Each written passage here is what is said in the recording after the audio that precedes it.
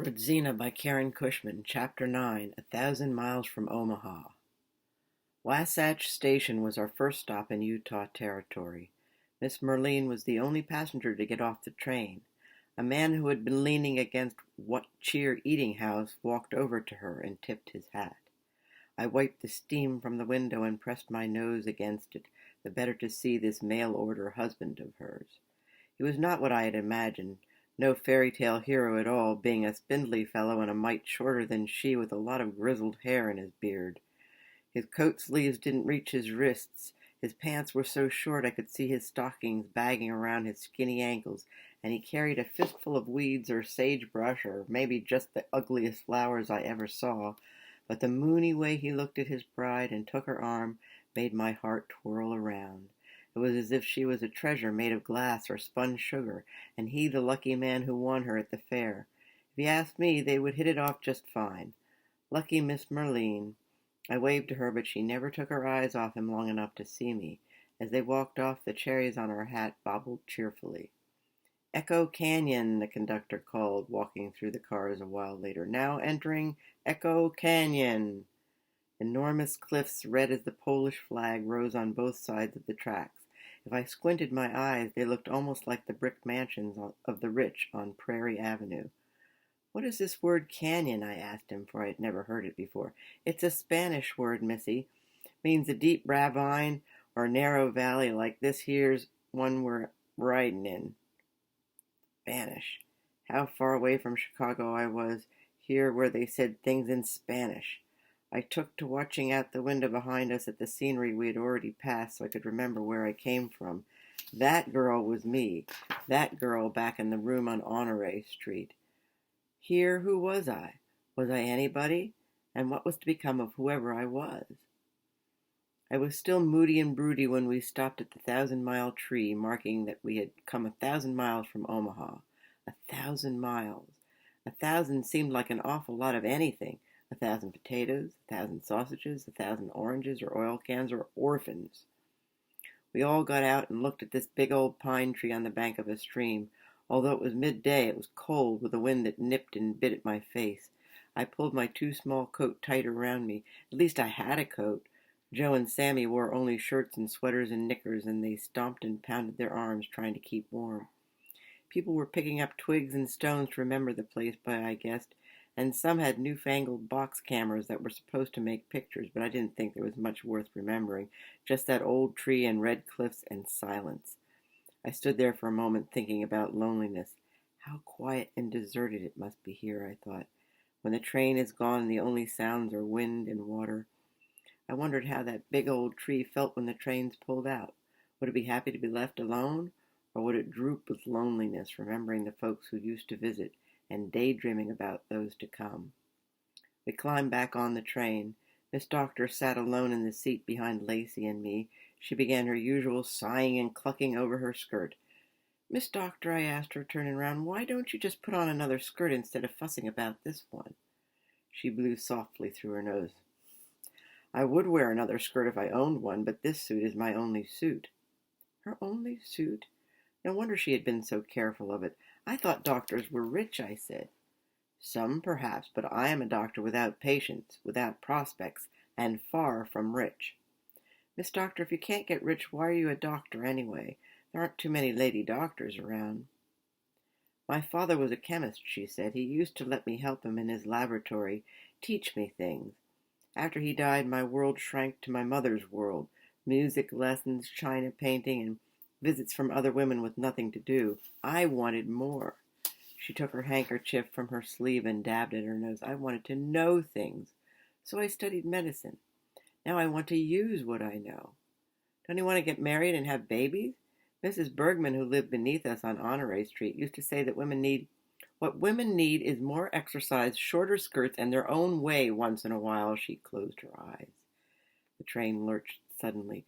We were riding on the very edge of a cliff, stone walls hundreds of feet high on the right hand, and on the left the wild river far below, rushing and splashing over the rocks. Joe and Sammy pressed their faces against the windows, gleefully shouting, "We're going over! We're going over!" And that was a close call. "And look at that curve ahead. We'll never make it. We're goners for sure." Miss Doctor kept her eyes closed while Lacey and I looked down at our laps. Spooky, said Joe, pointing out the window. I looked. The huge rocks seemed like the turrets and spires of ruined castles where wicked witches might live, or one-eyed monsters, or ghosts. Yeah, spooky, I agreed. Let's tell ghost stories, said Sammy. He pulled his sweater up over his head and stumbled up and down the aisle. Where is my head? Boo! Where is my head? Don't be dumb, said Joe, kicking him in the shin. Joe, don't kick your brother, I said. Joe ain't my brother, said Sammy, kicking Joe back. I grabbed them and pulled them onto the seat with Lacey and me before the other folks in the car wearied of the racket and rumpus of orphans and threw us out the window. Ro, you tell us one, Lacey said. I shook my head. I don't know any ghost stories. Mama didn't like them. She liked happy stories. Well, make one up then. Well, I could try, I suppose. Okay. Once there was a little boy. What was his name, Lacey asked. Frank. Let's say his name was Frank. How old was he? Gee whiz, Lacey, that stuff doesn't matter. She stuck out her lower lip and crossed her arms. 10, okay? Let's say he was 10. She nodded and I continued. One very rainy night when the wind blew hard and lightning flashed and thunder rumbled through the land, Lacey squealed and pulled her skirt over her head. Good. Maybe now she would let me get on with the story. This was fun, this making up a brand new story. Thunder rumbled through the land. His mom and papa called him down from his bedroom in the attic. Frank, they said, we must go out for a while. There are ghosts and spooky things abroad tonight, so you'd best stay in your room and keep the door locked. Frank begged to go along, but his papa said, No, you must stay here. So Frank locked the door behind them, crept up to his room in the dusty, spidery attic where he had sat down on his bed, all shivery and trembly from fear. He had to sleep in a room all by himself, Sammy asked. No wonder he was so scared. Quiet, you mug, I said. Suddenly from downstairs came loud ooey noises. What are ooey noises? Asked Joe. You know, sounds like oh and ooh and ee and such. Frank's face grew pale as a pork chop. The moaning got louder and louder. Frank, the spooky thing moaned. Where is Frank? Frank could hear the thing walking around downstairs. Ka-thud, ka-thud. And then those ka-thuds became louder. The thing was coming up the stairs. Wait a minute, said Joe. I just remembered the door to the house was locked. How did it get in? Dummy, said Sammy. Spooky things don't need no unlocked doors. Go on, Ro. The thing was coming up the stairs, making more ooey noises and calling, Where is Frank? Louder and louder. Ka-thud, ka-thud, until the door swung open with a bang, and there was... I looked wildly around the car for inspiration, for I had gotten so caught up in my own story that I had failed to think just what it was creeping up those stairs.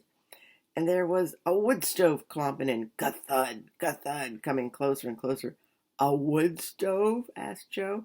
That was what was so scary? A wood stove stomping up the stairs? You better stick with potatoes and forget about stories, Sammy said. The boys laughed so hard they fell right off the seat and rolled around the aisle of the train until Miss Doctor grabbed each one by an ear and set them down next to her. That was a mighty puny story to tell boys, Rodzina, said Lacey. It didn't even scare me. Even I ain't afraid of a wood stove. Here I was taking care of those kids like I was ordered to, and all they did was complain.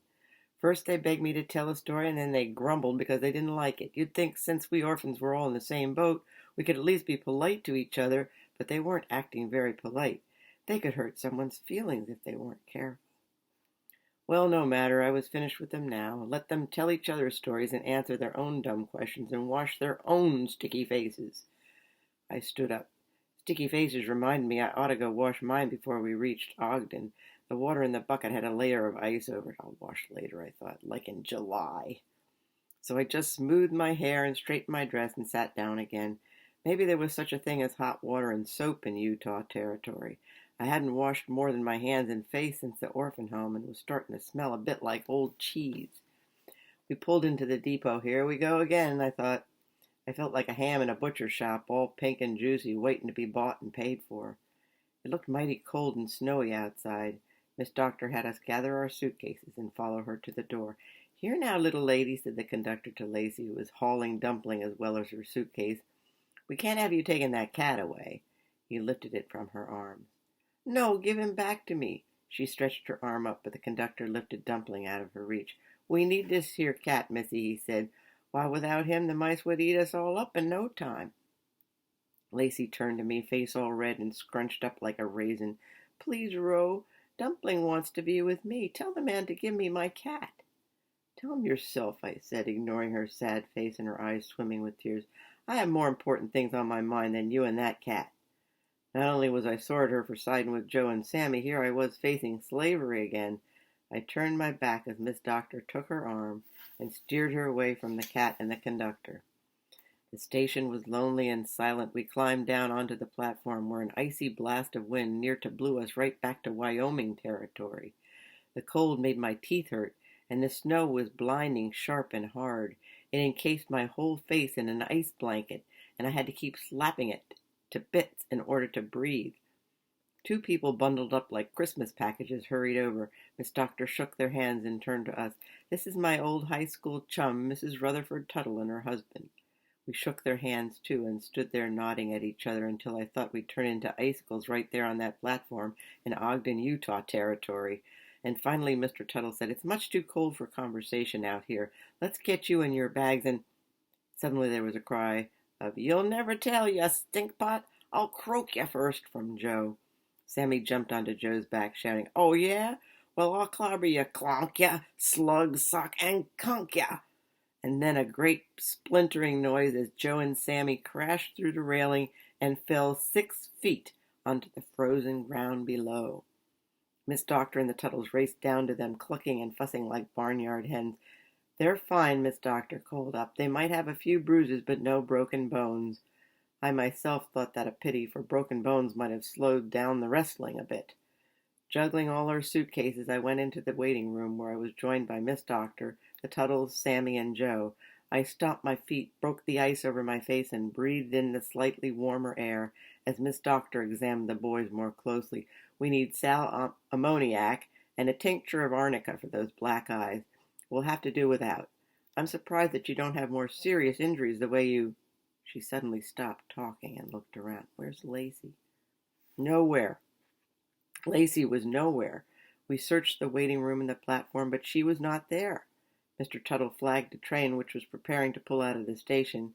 While Mrs. Tuttle stayed inside with Sammy and Joe and me, he and Miss Doctor helped the conductor to search every car and the landings between. But no Lacey. Could she have lit out on her own? The Tuttles piled us into their wagon and headed toward town. We saw nobody, and the snow kept falling harder.